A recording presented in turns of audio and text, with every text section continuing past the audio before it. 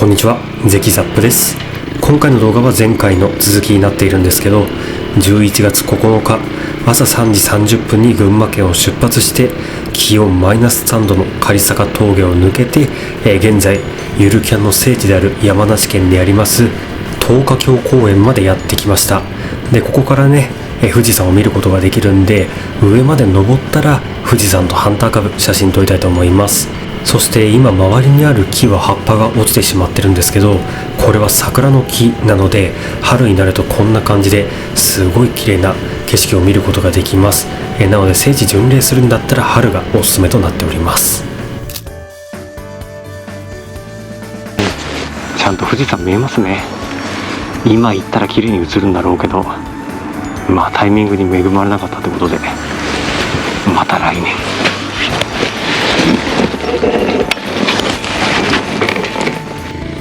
いや、早朝に小事故にね着いた時は霧で何も見えなかったんですが、あれは今行ったら間違いなく富士山ちゃんと見れますよね。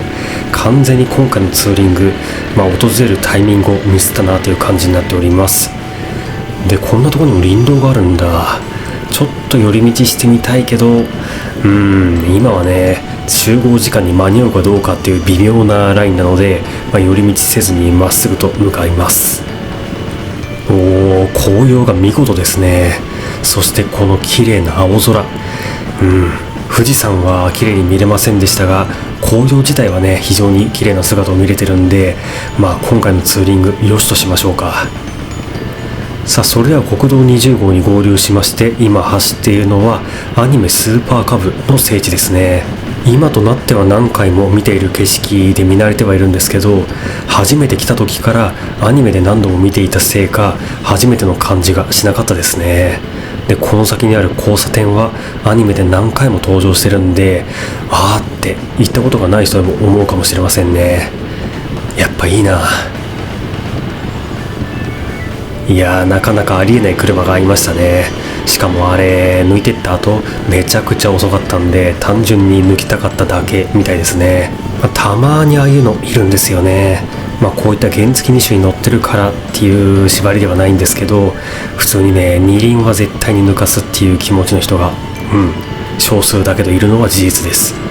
でまたここもループ橋ですね。ってことはそろそろ目的地の小淵沢の道の駅近づいてきました。さあこちらね、もうそろそろ小淵沢の道の駅です。でこの辺り詳しい方であれば、なんでそっちから行ってるのって思うかもしれませんが、道間違えまくりました。ということで集合時間ぴったりに、道の駅到着となります。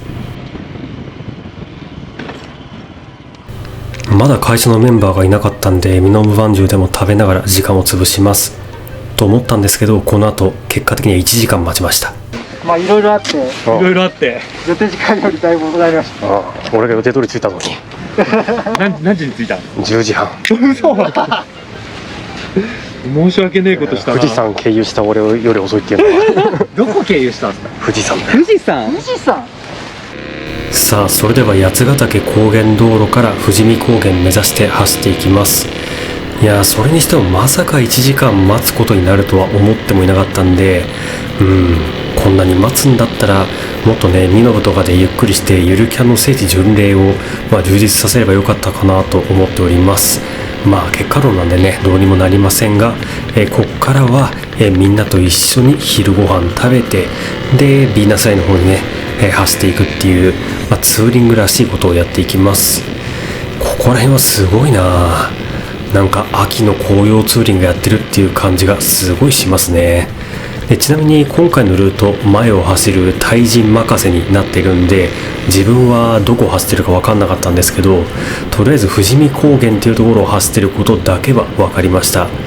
でここで見た紅葉が一番綺麗でしたね。結局この年って紅葉の発色がいまいちで、赤色の紅葉がそんなになかったんですけど、この富士見高原はね非常に綺麗な赤色の紅葉を見ることができたんで、ここを走って正解だなと思っております。そして何より青空がとにかく綺麗。さあ下りに入ってきたので、これからは諏訪湖を目指して走っていく感じになります。で今回昼飯を食べる場所なんですけど、とんかつ世界っていうお店に行きます。名前からしてね、とんかつがすごいんだろうなっていう感じはするかと思いますが、自分の方はエビフライをね食べに行きます。なんか他のエビフライよりもかなりでかいらしいんですよね。なのでそのあたりがすごい楽しみですね。そんなことを考えていたらまたね腹が減ってきましたね。さあ、とんでもない道に迷い込んできました。これは合ってるのか？なんか地元民じゃないと分かんないような道を走ってるんですけど、このタイ人のナビはどこに連れて行こうとしているのか、なんかね怪しい感じがしますね。一応40キロ制限という表示もあるんで、車も通るんでしょうけど、困ったな。今どこにいるのかさっぱり分かりませんね。いや、この感じ、速度の表示さえなかったらサイクリングロードに迷い込んだかと思うような、そんな道ですよね。やっぱりちゃんと一時停止とか表示あるんで、普通に車も走るみたいです。ただ車は全然見ませんね。とりあえずはタイ人にくっついていくしかないので、タイ人のナビが合ってることを信じて走っていきます。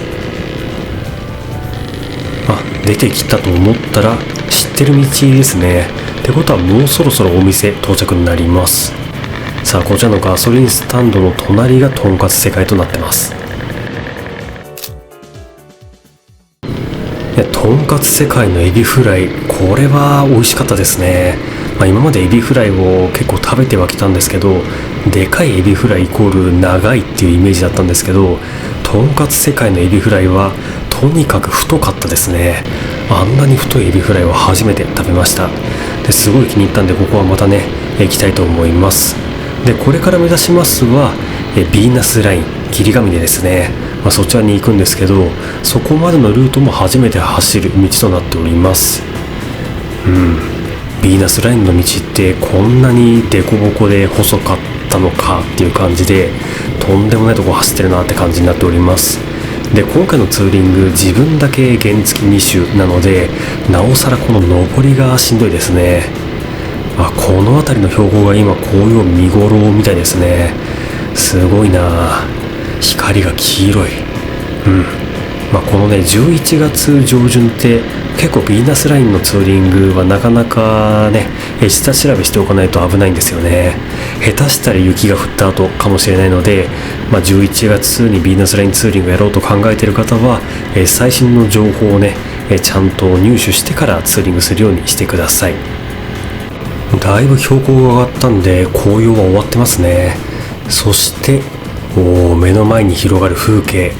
このススキとかを見ると霧ヶ峰に来たなという感じがしますね。で、このまま登っていけばいよいよビーナスラインとなっております。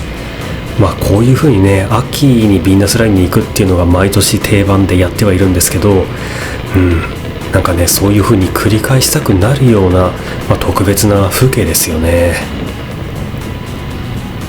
さあ、上りに入ってきまして、こういう風に空に向かって走っていくっていうのはやっぱ何回やってもいいですね。で、特に今日なんかは雲一つない快晴じゃないですか。これほんと見ていて綺麗ですね。